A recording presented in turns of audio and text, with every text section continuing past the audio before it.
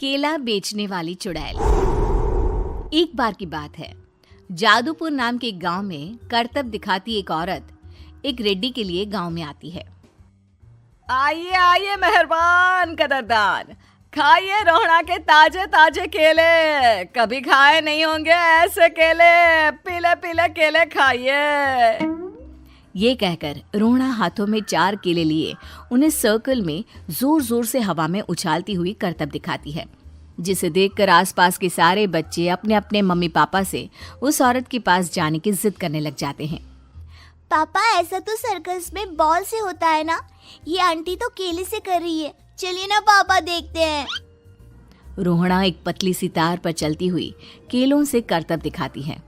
आते जाते सभी लोग बाहर रुककर उसके करतब देखते हैं और वाह वाही करते नहीं थकते।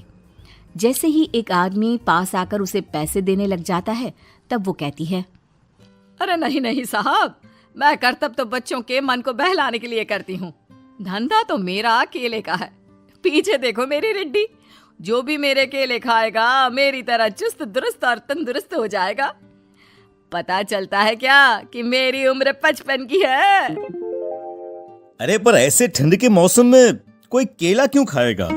ये ऐसे वैसे केले नहीं है साहब, ये शरीर में गर्मी देते हैं। ठंड को दूर भगाए जो भी रोहिणा के केले खाए। पापा, अगर मुझे केले नहीं मिले तो मैं घर नहीं जाऊंगी। तभी उसके पापा कहते हैं कि बेटा, केले ठंड में कभी गर्मी नहीं देते। ये सब कहने की बातें हैं, सामान बेचने का तरीका है इनका। पर पिंकी नहीं मानती। मैं केले खाऊंगी। पिंकी की जिद के आगे नत्थू हार जाता है और उसे केले खरीद कर दे देता है। पिंकी खुश होकर केले घर ले आकर खाती है।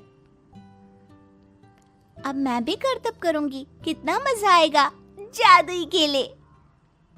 पिंकी पहला केला खत्म भी नहीं करती कि वो बेहोश हो जाती है। दूसरे केले से एक काला धुआं आता है और रोहड़ा चुड़ैल बनकर बाहर निकल आती है। मेरे भूतिया केले बच्चे न खाए, ऐसा हो ही नहीं सकता। जादूपुर वालों, कब तक बचोगे? आ गई हूं मैं रोहड़ा, जिसका कोई नहीं कर सकता सामना। रोहड़ा पिंकी को गोद में उठाकर काले धुएं में कहीं गायब हो जाती है। शाम के वक्त नत्थू घर लौटता है और पिंकी को घर में ना पाकर उसकी माँ से कहता है, माँ पिंकी कहाँ है? अरे बेटा, उसे तो तू सुबह करतब दिखाने ले गया था ना, फिर कहाँ वापस आए तुम दोनों? मुझे लगा तू उसे अपने साथ मंडी ले गया होगा। हे भगवान, मेरी बच्ची कहाँ गई? मैं उसे घर ही तो छोड़कर गया था माँ। नत्थू गांव के घर कोने में अपनी बेटी को ढूंढता है, पर उसे वो कहीं नहीं मिलती। परेशान होकर आखिर रो रो कर नत्थू हिम्मत हार कर घर लौट आता है। अगली सुबह रोहड़ा फिर से करतब दिखाने आती है और इस बार पिंकी की तरह रोनी केले खरीद लेता है।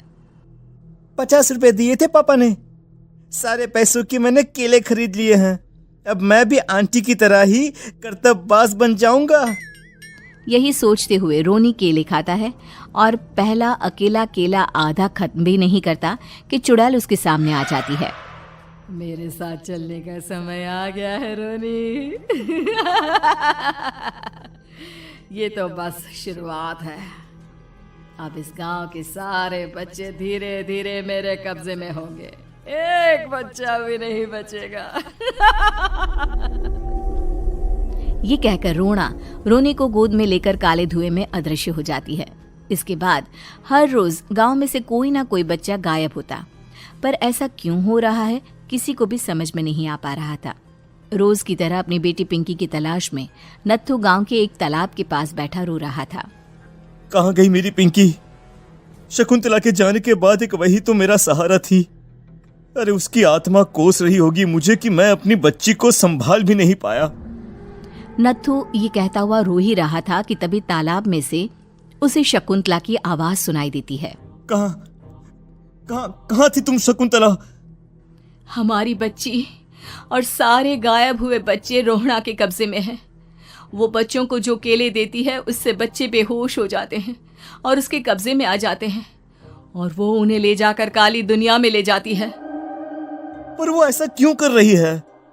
ये मैं नहीं जानती, पर उस दुनिया का रास्ता मैं आपको बता सकती हूँ। जहां ये नदी खत्म होती है वहां एक केले का पेड़ है, उसके नीचे एक दरवाजा है, वहीं से रास्ता जाता है उस दुनिया का। ये कहकर शकुंतला की आत्मा गायब हो जाती है। गांव के सभी लोग झुंड बनाकर उसी रास्ते से काली दुनिया में चले जाते हैं और वहां देखते हैं कि सारे बच्चे वहां काम कर रहे थे। पापा मुझे ले चलो यहाँ से। पापा पापा। सभी बच्चे अपने मम्मी पापा से लिपट जाते हैं। तो तुम लोग यहाँ तक आ गए? क्यों हमारे बच्चों को पकड़ लिया तूने? तुझे शिकार ही बनाना है तो ले, हम सब आ गए हैं, हमें खा ले। नहीं, मुझे बच्चे चाहिए। मेरे बच्चे के बदले तुम लोगों के बच्चे। क्या मतलब? मैं इसी गांव में रहने वाली एक औरत थी। केले की चोरी के इल्जाम में मेरे बेटे को गांव वालों ने इतना मारा कि वो मर गया। उसी दिन मैंने ठान लिया कि गांव वालों का भी वही हाल करूंगी। कुछ दिन बाद बेटे के चले जाने के दुख में मैं भी मर गई और मेरी भटकती आत्मा एक चुड़ैल बन गई। और फिर मैंने बदला लिया तुम सबके बच्चे छीनकर। बर्दाश्त नहीं कर पाए ना? सोचो मुझ पर क्या बीती होगी। हमें माफ कर दो रोना। पता नहीं ये किसकी गलती थी, पर हम सभी माफी मांगते हैं। हमारी खुशियां लौटा दो, तुम भी तो एक माँ हो। गांव वालों की बात सुनकर रोना का मन पिघल जाता है और वो बच्चों को छोड़ देती है।